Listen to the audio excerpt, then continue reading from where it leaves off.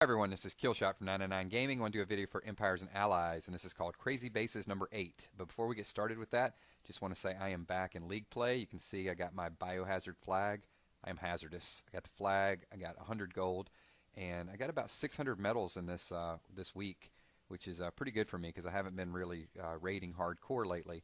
And I was about 5th place this morning, made a rush at the end, and actually catapulted all the way to 1st place. So I'm loving it. So for you guys that have not seen this in a while, crazy bases, I basically just show you 2 attacks or 2 bases that I ran across, and we decide which one is the craziest. So number 1 contestant is Mega Killer. Mega Killer is level 46, and you can see there's some craziness working here. Also, my troops have some crazy stuff going on as well too.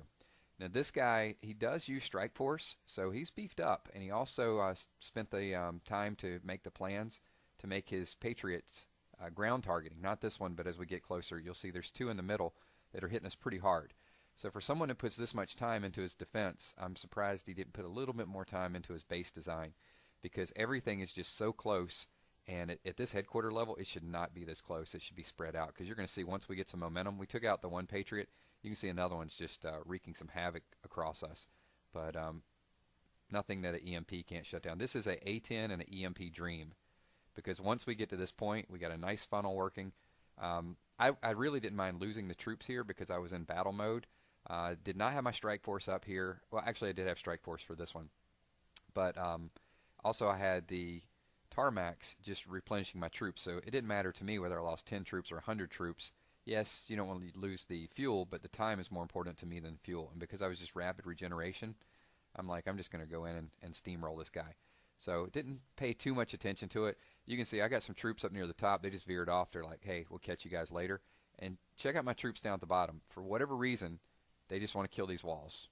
And they just don't want to stop. So we could have already had this over with, but and some of them leave, and then 3 or 4 down here just like, dude, I'm just going to finish this last wall. And they didn't even get to kill the wall because we got the rest of the stuff down too quick.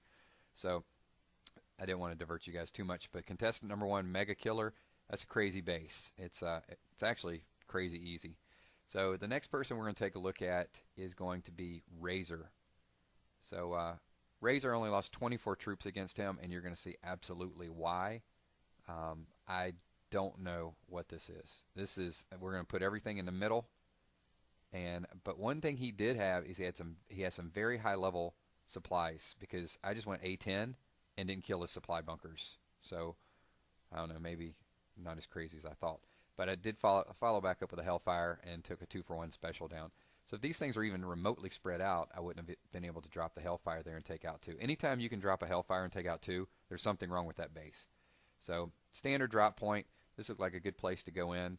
But you can see up the north, up where the end replay area is, he's got all his troops, all his defense just jumbled up there.